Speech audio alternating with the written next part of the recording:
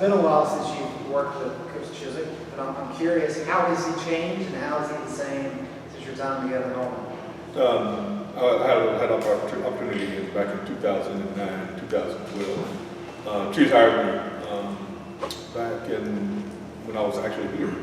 And, you know, in 2009, we went to a bowl. 2010, we won the national championship. 2011, won another bowl game. And it was fantastic years. We had a great time. Chiz is a great motivator, great teacher.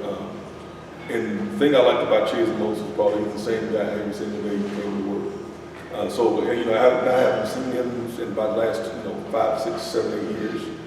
Still in communication with him. Still got a great football mind because we traveled, I remember being in Tennessee, I remember coming down and saying, let's come down and talk some football. So I took a trip down, we talked a little football in.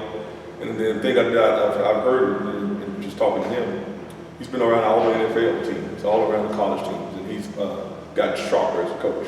I thought he was a real sharp guy in 2009, 2012. I think he's even more brilliant now because he's gotten around NFL coaches, college coaches, and some of the best football minds in football. Kind of piggybacking off that, C.L. Brown with the Raleigh Observer. How much does he seem rejuvenated having had this time away from, on-field coaching? It's in his DNA. I think you can, if you ask Coach Brown the same thing, Coach always talks about, being at ESPN, one of the greatest jobs in the world, probably one of the, he had so much time off, and, Gene said he missed it, the fact that when you have a gift around people and a gift around young men, it's hard to just be around regular working people. So Chiz, him coming back, just bouncing around, players always in the office, always asking me questions. And you can see the light in him, you can see the fact that he loves being back in his element. He was a player's coach when we were at Auburn, and the kids really loved being around him. And so now, him being at ESPN, going away from it, knowing that, that's who we are. It wasn't time for him to retire, it's time for him to get back in football. So being around him and being around these kids is refreshing, the fact that he's still got that personality, and the kids really enjoy the learning process. Coach Thigpen, you're also marking South Carolina. What do you like about this linebacker room right now entering the season? Well, I got two guys coming back. I got Power. Power was the replacement for Gilmore. And the fact that what I like about Power is you would never know he was a freshman. Last season, we knew if Gilmore went down, that there would be no drop off. Probably one of the most talented young persons I've been around. Probably one of the most vicious young people I've been around. And very conscious of learning the game, being around it. Very contagious personality where he's every single play is fourth and interest for him.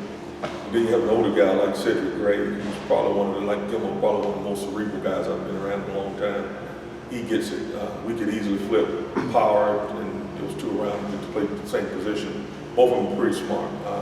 Then after that, it's just, Rah-Rah's really come along. So Ced's, got probably the most playing experience. Power brings a tenacity that's different. And then you have Rah-Rah, who's probably the fastest linebacker in all of America. At 10-700 meter, that's pretty fast. Not many guys run like him. And just watching him going through the offseason, he's got a really good grasp of defense now. I think he finally started, the lights come on, so it's going to be really fun to watch his growth. And then after that, it's got a young true freshman in the Cheeks young man and Deuce Caldwell. So you got three guys that I know that's have playing experience, and then two guys who haven't. But we're very pleased with where they've come from spring into where we are now. Coach, Andrew Jones, Tar Heel Illustrated. Cedric told us in the spring that the moment that he realized that he could play at the ACC level was against Virginia. He had a coverage play in the end zone on a running back. He said that then he realized he had the speed, the quickness, and understood how to handle the role. Is there a moment that you kind of look back and see, from Cedric and say, okay, I think this kid has it, he's going to take off from it? It was funny how he ended up in this position. We had Eugene Asante, who was with us last year. One guy was late for a meeting and told Sid, hey, you're up. And in the game he went in, and I think it was the UVA game when he started, he must have had 9-10 tackles and played lights out, no mental errors. And then we started sharing the time between him and Asante, and the production by Gray was higher than the production by Eugene. So we what was fair, the best man plays. And so he took over the role. And you knew in practice, you know, he asked complex questions. Always a student of the game, and he could visualize the game. He could see it the way he wanted it as a coach. And so just watching him that Virginia game, I think he hit it right on the head. That was the game. It was all he wanted was an opportunity, and that's what you wanted from the player. Just give me a chance to play, coach. He never griped. He never moaned. He never was in the locker room complaining that it wasn't his time. He just waited for an opportunity, and when that opportunity came, he took great advantage of it. Hey, Tommy, Brendan Marks from the Athletic. Gene had also mentioned that one of the things that philosophically he's aligned with is less is more on the defensive side, not making anything too complex. First question, why does that work? And two, how have the guys sort of responded to that overall change in philosophy? Yeah, we won a national championship at Auburn in 2010, and I think we had 3 coverages when we played against Oregon, who was one of the more complex offenses back then. And we lined up, and the kids knew exactly where they were going. We weren't as big and fast, but our kids were knowledgeable and they played extremely hard. And so that's the philosophy. When Cheeseman at Texas, if you watched them when they won the national championship at Texas, they would just line up and every man knew his assignment. And I think sometimes when you add, when you're putting 14, 15 defenses on openers, well, that calls for 14, 15 different adjustments. I mean, were you doing bunt? Were you doing empty? Were you doing unbalanced? Each one of those situations calls for a different check. And if you have 4 or 5 calls and your kids understand those 4 or 5 calls, not 18 calls, then your kids are able to, grasp situations. And as soon as they see it, they identify it, check the call, and play.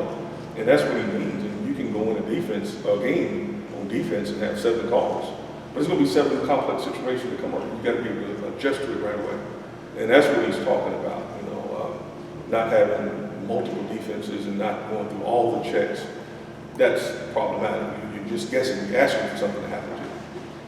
And that's what we were at Auburn. That's when we was back here before.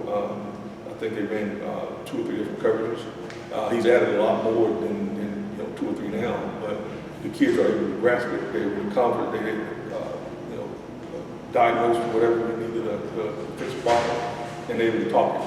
That's the thing is it's not as many defenses, but our kids are able to grasp it and talk it in an intellectual way. Tommy, Adam Smith from Burlington.